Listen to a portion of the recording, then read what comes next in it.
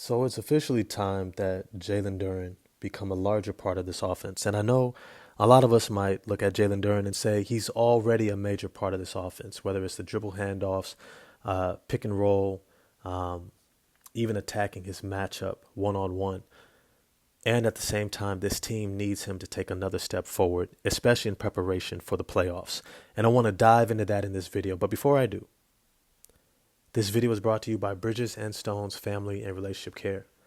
You know, as athletes, we understand that we need coaching in order to improve our game, learn how to work well with teammates, to navigate new situations and scenarios, and even just develop our own skill sets to be the best player we can be.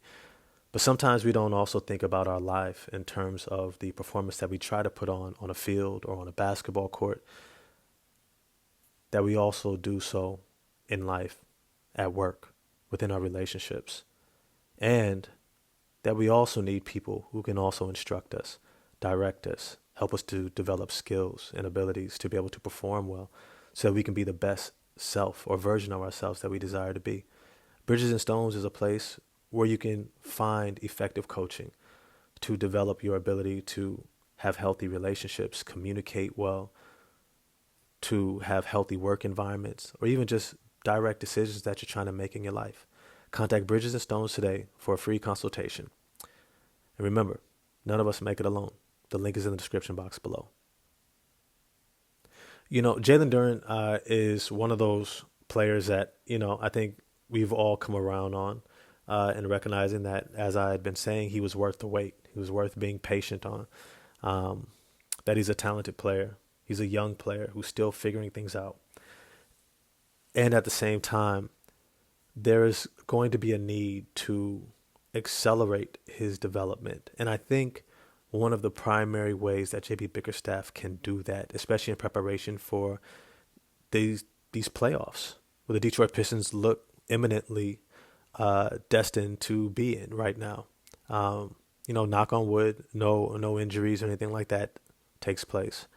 But for all intents and purposes, it looks like the Detroit Pistons will be in the playoffs. And for the playoffs, the Detroit Pistons are going to need another player who has gravity on the court. In other words, you need someone else who can demand the attention of the defense, who can demand that additional defenders have to break their concentration from their primary player that they're defending and keep an eye on or be reactive to the movements, the aggressive attacks towards the rim that another player will make. Right now, nobody is really concerned about Tim Hardaway Jr. getting off at all. Malik Beasley, maybe a little bit.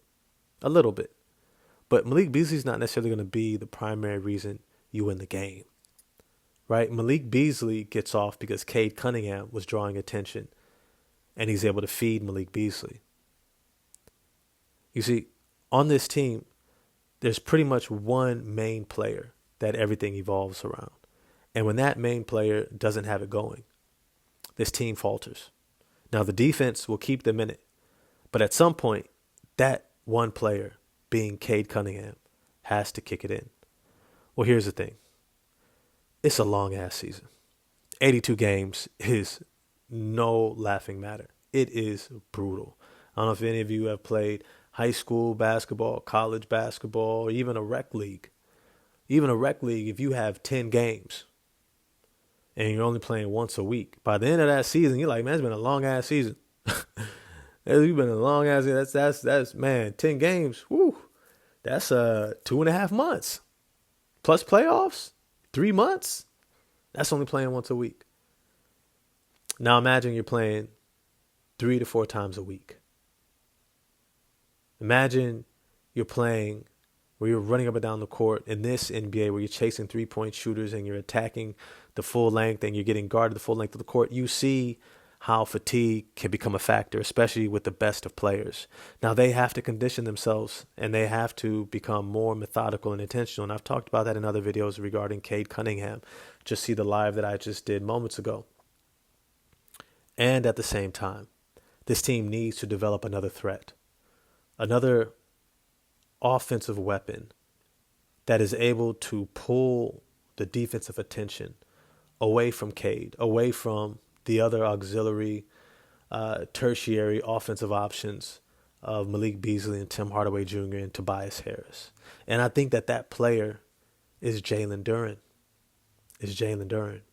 One of the things that I recognize many times, Duren gets really caught up in being a primary facilitator, which I think is important on this team because it helps get the ball out of Cade Cunningham's hands so that he doesn't have to carry such a large load to set up everyone else and to get the offense into its rhythm and into its flow. And so that's important. Asar Thompson being a point forward, Jalen Duren being able to facilitate at the top of the key, that's important. However, I don't want to limit that to what Duren's potential is. Yes, he's a lob threat, but he's also someone who can take opposing centers off the dribble. He can attack them in straight line drives. He can actually also give you a move too. Once he's driving, he can spin. He can back down, up and under. He has good post footwork. He can give you the jump hook. He can do it over both shoulders. He can give you the up and under.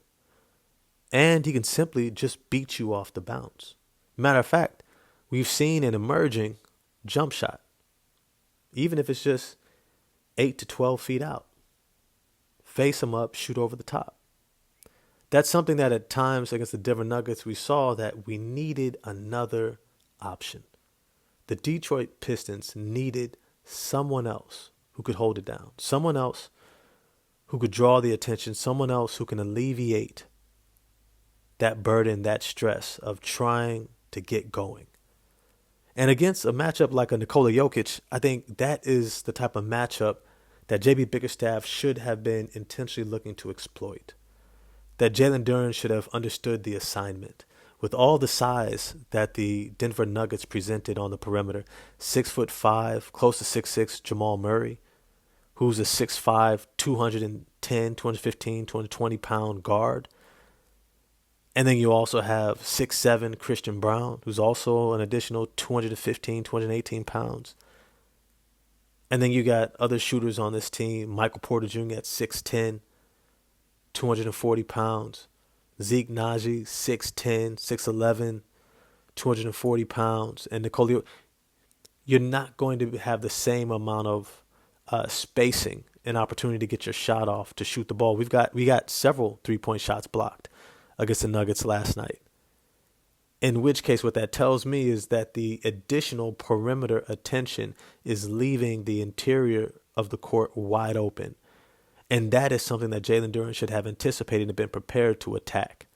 If you're looking to do dribble handoffs, every 1 out of 3 potential dribble handoffs, or even just catch, handoff, pick and roll, you need to keep it. You need to keep it, and you need to immediately attack Nikola Jokic. Get him moving his feet downhill. See if you can catch him off guard. Get him into foul trouble. Let him pick up the first one and the second one. Let him have to really take a step back defensively. And then you can begin to target him. This is the mental mind game, the X's and O's that they're going to have to learn experientially. Because when you get to the playoffs, you're going to have to be surgical. You're going to have to begin to attack, not based upon your talent, but based upon the best way to apply your talent to give yourself the advantage. And that's what this team, I would say, is their next step. And I think Jalen Duren is at the center of it. He's probably the biggest offensive threat on his own outside of Cade Cunningham on this team in terms of gravity that he could produce because of his physical abilities in combination with his skill set. I don't think Asar Thompson is quite there yet. But he can definitely facilitate. However, when it comes to scoring, especially in the half court, Jalen Duren is somebody that they should constantly be looking to feed. Something that someone suggested was that they begin to go to him with post-ups at the beginning of games to get him going. Look, I wouldn't say that it needs to be the very first time, but I would say early on, you should ask him to look for one of 3, or I would say one of 4 different shots. 1, post up. 2, face up jump shot. 3, lob threat off a pick and roll. And 4, a dribble handoff keeper where you attack off the bounce. Shoot, as a matter of fact, face up. pump fake, and attack off the bounce. That's 5.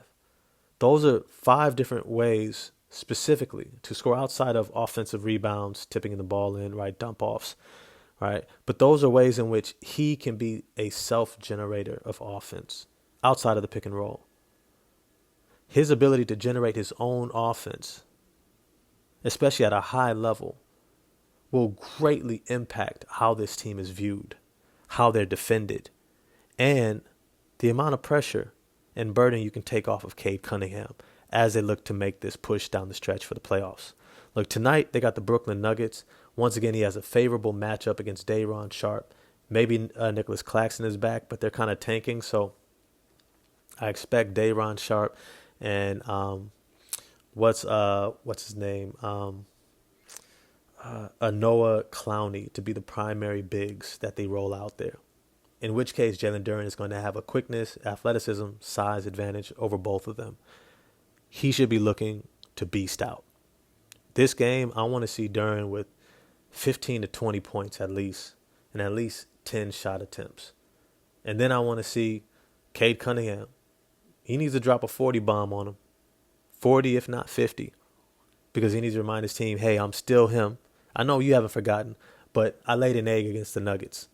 I laid an egg. I did not show up. Definitely not for the first 3 quarters. And I need to make up for that. Either way, I hope you all enjoyed the video. Let me know what you think in the comment section about Jalen Duren becoming a more central part of the offense with his gravity, grabbing attention and ability, with his skill set and his size and athleticism. Get at me in the comment section. I'm going to get at y'all there. I'm going to holler at y'all next time. Peace.